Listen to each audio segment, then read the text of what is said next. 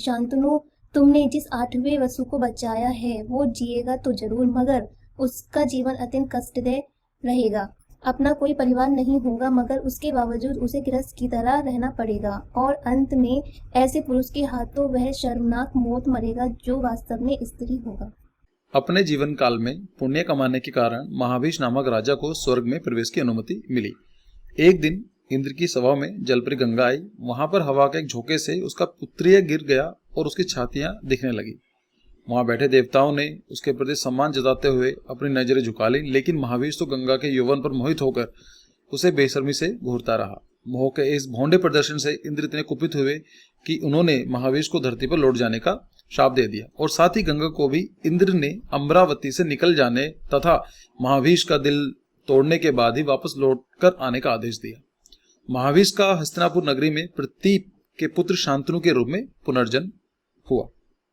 एक दिन प्रतीप नदी किनारे ध्यान लगाए बैठे थे, तभी गंगा माता आई और गंगा माता ने कहा, मैं आपके पुत्र शांतनु से विवाह करना चाहती हूँ। प्रतीप ने उत्तर दिया, ऐसा ही होगा। कुछ दिन बाद शांतनु जब नदी तट पर अपने पिता का हालचाल पूछने आया तो प्रतीप ने उससे कहा, गंगा नामक रूपवती स्त्री तुमसे कभी संपर्क करेगी और तुम्हारी पत्नी बनने का आग्रह करेगी। उसकी इच्छा पूरी कर देना, ऐसी मेरी कामना है। उसके कुछ ही समय बाद शांतनु ने गंगा को डॉल्फिन पर तैरते हुए देखा। वह एकदम से उसके प्रेम में डूब गया। उसने गंगा को पत्नी बनने के लिए आग्रह किया। फिर गंगा माता ने कहा, हाँ, मैं बन जाऊंगी, लेकिन तुम कभी भी मेरी गतिविधि पर आपत्ति नहीं करोगे। शांतनु ने गंगा माता की बात मान ली और गंगा उसके साथ घर चली आई। गंगा ने शीघ्र ही शांतनु के पहले पुत्र को जन्म दिया, लेकिन गंगा ने खुशी का कोई भी अवसर दिए बिना शिशु के अपनी कोख से बाहर आते ही उसे नदी में ले जाकर डुबो दिया। उसकी इस हरकत पर अत्यंत नाराज होने के बावजूद शांतनु ने उसे कुछ भी नहीं कहा। वो अपनी रूपवान पत्नी को खोना नहीं चाहता था।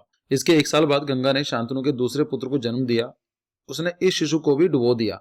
इस बार भी शांतनु ने इस बारे में कोई विरोध प्रकट नहीं किया। गंगा ने इस प्रकार 7 शिशुओं को जन्म दिया और पत्नी में ले जाकर डुबो दिया। शांतनु ने एक बार भी मुंह नहीं खोला।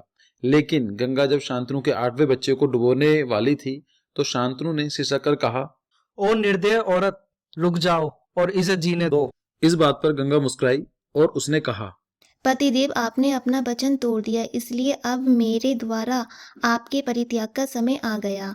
जिन बच्चों की मैंने हत्या की है वे वसु नामक 8 देवताओं में से 7 थे, जिन्हें विशिष्ट की गाय चुराने पर मनुष्य की योनि में जन्म लेने का श्राप मिला हुआ था।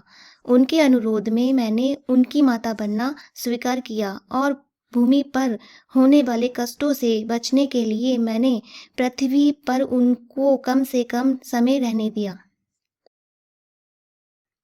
लेकिन दुर्भाग्य से मैं अंतिम शिशु को नहीं बचा पाई। शांतनु, तुमने जिस 8वें वसु को बचाया है वो जिएगा तो जरूर, मगर उसका जीवन अत्यंत कष्टदायक रहेगा। पुरुष होने के बावजूद वह न तो विवाह कर पाएगा और न ही तुम्हारे राज सिंहासन का उत्तराधिकारी बनेगा। उसका अपना कोई परिवार नहीं होगा, मगर उसके बावजूद उसे गृहस्थ की तरह रहना पड़ेगा, और अंत में ऐसे पुरुष के हाथों वह शर्मनाक मौत मरेगा जो वास्तव में स्त्री होगा।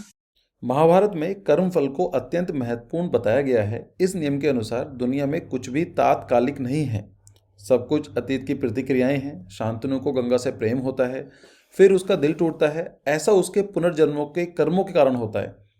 गंगा अपने ही बच्चों की हत्या कर डालती है, यह भी उन बच्चों के पुनर्जन्मों के कर्मों के कारण होता है। कर्म के मार्ग में बाधा पैदा करने से हित के बजाय अहित हो जाता है, जैसे शांतनु द्वारा गंगा को उसकी 8वीं संतान की हत्या करने से रोकने पर होता है। यह महागाथा हमें बार बार ध्यान दिलाती है कि ऊपर से अच्छे दिखने वाले कर्म आवश्यक नहीं है कि वे अपने फल में भी अच्छे हों, क्योंकि वे हर एक क्षण ऐसे कारकों से संचालित हैं जो कि बहुधा मनुष्य की कल्पना से परे होते हैं। 8 वसु प्राचीन वैदिक देव हैं जिनका संबंध तत्वों से है।